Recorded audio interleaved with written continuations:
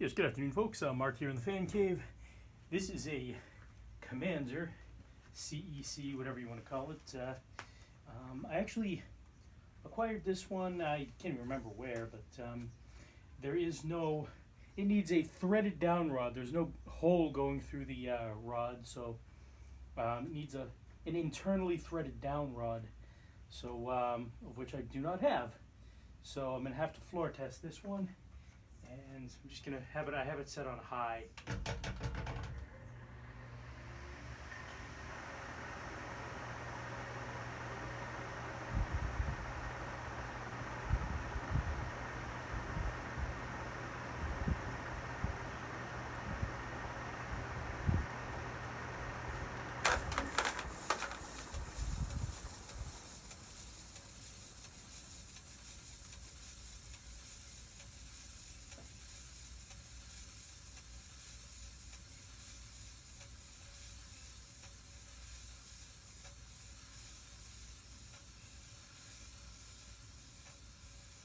Yeah. So as of now, this fan is just a